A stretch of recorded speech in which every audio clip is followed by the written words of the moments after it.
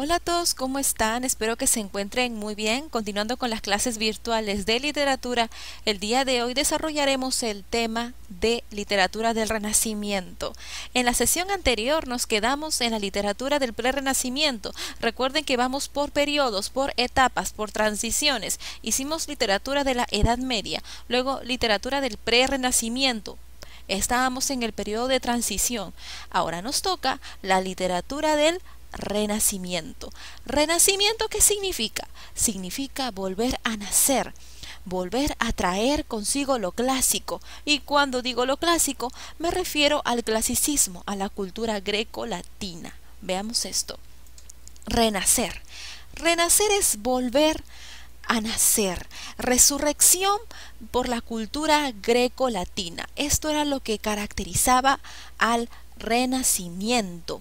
Un gusto por la vida, la sensibilidad, la belleza del cuerpo humano se veían reflejados en el Renacimiento.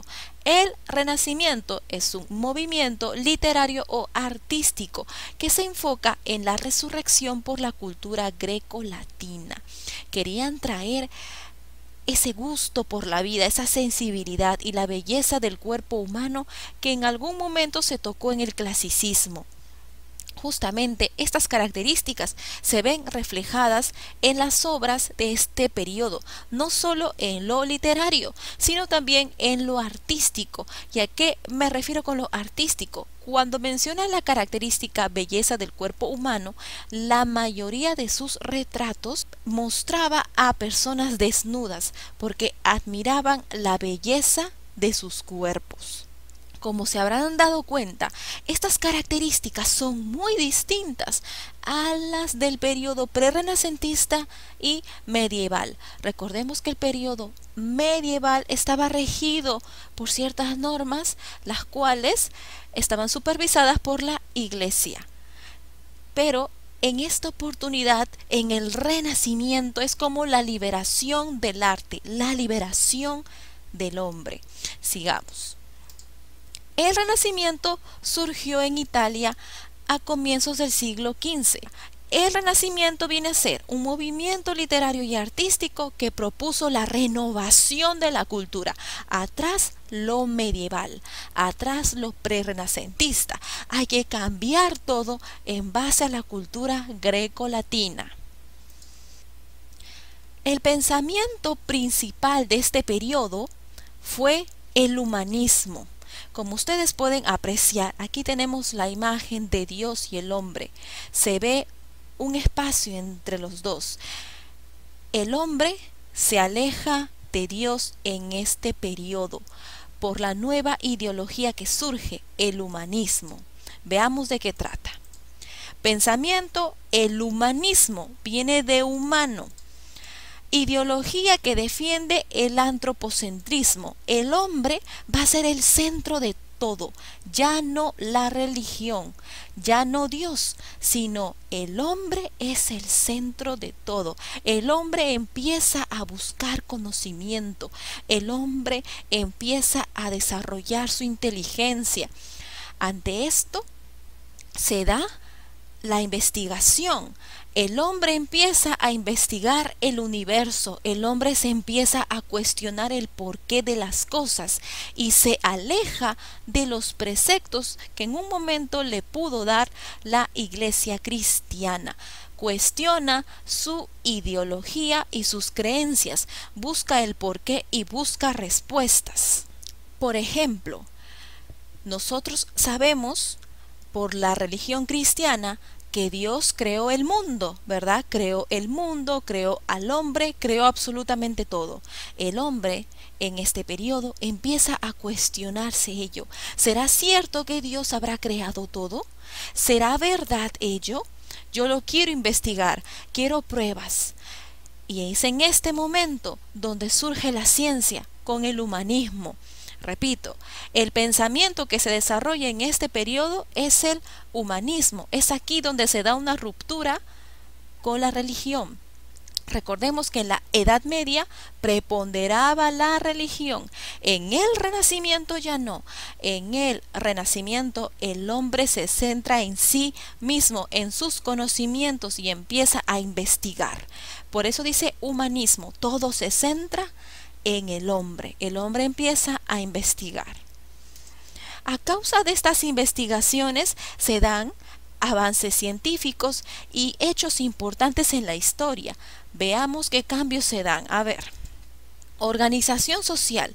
A diferencia del prerrenacimiento y la Edad Media, el señor feudal pasa a ser otra categoría más, ya que surge la burguesía, el señor burgués, las personas emprendedoras, las que empezaban un negocio y trabajaban para sí mismos, ya no para el señor feudal, sino trabajaban para sí mismos. Empieza a surgir esa nueva clase, la burguesía.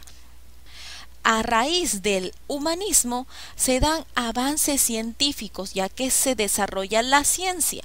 Por ende, se da la creación de mapas, naves, brújulas y un aporte a la literatura, la imprenta de Gutenberg.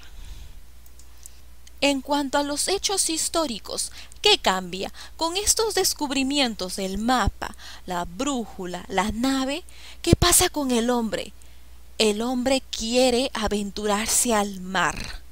Recordemos que Cristóbal Colón fue la primera persona que pensaba que la tierra no era plana, sino era redonda, y él quería buscar más allá, quería investigar.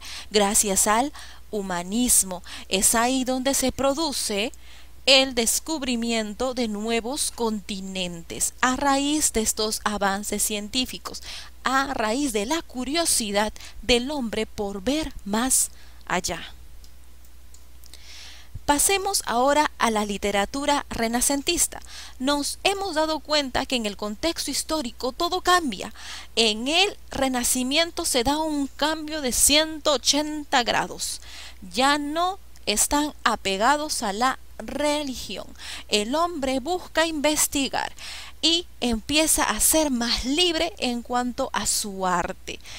Para ello se basa en la cultura greco-latina, en la cultura grecia y romana. Eso va a pasar con los escritores de la literatura renacentista.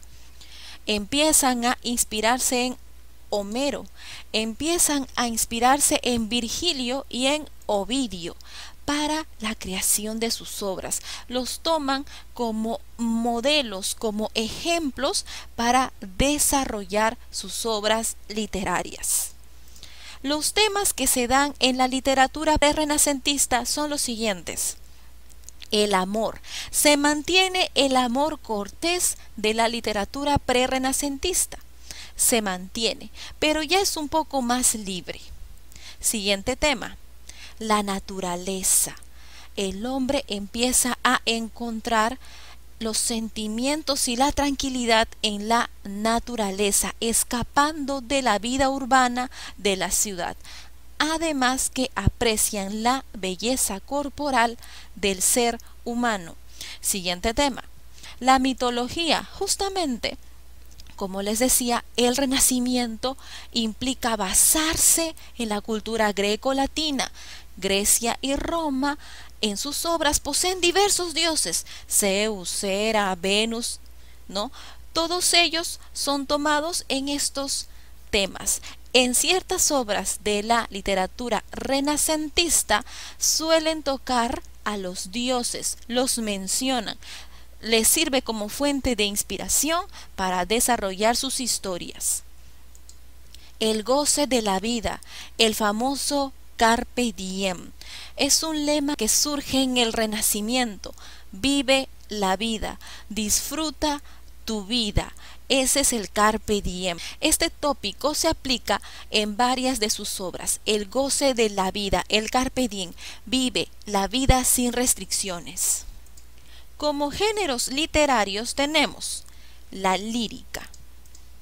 libertad para expresar sus sentimientos, amores, angustias y soledades. Recordemos que en la literatura medieval estaban más restringidos. En el Renacimiento hay una libertad. Puedes expresarte como desees y tomar como característica al clasicismo, pero exprésate, no hay reglas, no hay restricciones. Normalmente los poemas en los cuales se expresaba la lírica eran los sonetos en decasílabos, versos de 10 sílabas. Tenemos como representante a Fernando de Herrera, a Garcilaso de la Vega, el español, ojo, el español, y a Fray Luis de León. Siguiente, la narrativa. Es en el Renacimiento donde por primera vez surgen dos especies muy importantes de la narrativa, la novela y el género. En la Edad Media eso no se veía, no había novela, no había cuentos. En el Renacimiento se da el surgimiento de estas dos especies. ¿En qué consiste la narrativa renacentista? Este género tuvo como objetivo deleitar y entretener a los lectores. Tuvo la novela como género más importante. Es en el Renacimiento donde la novela y el cuento se elevan a su máximo esplendor. Pero entre los dos, ¿quién destaca más? La novela. Y la novela se llega a dividir en dos subgéneros. Tengo las novelas de caballería y las novelas picarescas. ¿A qué se refiere con las novelas de caballería? Mayormente su argumento es de un caballero andante que va a defender a su rey o va en búsqueda de su princesa. Aquí tenemos como máximo representante a Don Quijote de la Mancha, escrita por Miguel de Cervantes Saavedra. Don Quijote de la Mancha surge como una burla hacia las novelas de caballerías, busca burlarse de ellas, pero de todas formas está incluido en este género. Luego tengo las novelas picarescas. ¿A qué se le llaman novelas picarescas? El protagonista de este tipo de novelas es un pícaro que intenta ganarse la vida como puede. Es una persona pobre pero astuta que hace todo lo posible para sobrevivir. Y como obra máxima representativa tenemos El Lazarillo de Tormes, anónimo, no posee un escritor. Siguiente género, el teatro. Tenemos dos tipos de teatro en el Renacimiento: el teatro religioso. En este caso estuvo ligado a las festividades, Navidad, Pascuas y el Corpus Christi. Y tenemos por otro lado el teatro profano. El teatro profano mayormente se desarrolló en cuanto a tendencias festivas y costumbristas. Buscaba divertir y mostrar las costumbres de la gente en el Renacimiento. Reforzamos lo aprendido. Primera pregunta, ¿a qué llamamos Renacimiento? El Renacimiento es un movimiento literario, cultural y artístico que surge en Italia en el siglo XV. Este periodo se enfoca en la cultura greco-latina, por ende viene la palabra renacimiento, es renacer, volver a nacer, traer los preceptos de la cultura greco-latina al siglo XV.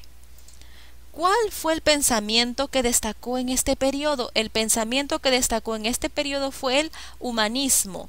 Todo se centra en el hombre, la búsqueda del hombre. Todo se centra en el hombre. El hombre empieza su búsqueda de conocimientos, empieza a investigar. Y es ahí donde surge la ciencia, nuevos descubrimientos y nuevos inventos. ¿Cuáles fueron los temas de la literatura renacentista? El amor, manteniendo el amor cortés, la naturaleza, el carpe diem y la mitología. Siguiente, ¿qué géneros se desarrollaron? La lírica, la narrativa y el teatro. Menciona los tipos de novelas en el Renacimiento: la novela de caballerías y las novelas pícaras. ¿Qué tipo de teatro se desarrollaba? El teatro religioso y el teatro profano. Bien, Hasta aquí llega la clase de hoy. A continuación en la plataforma te estaré dejando una pequeña actividad en base a la clase de hoy. Espero que hayas aprendido algo nuevo el día de hoy. Cuídate mucho. Hasta luego.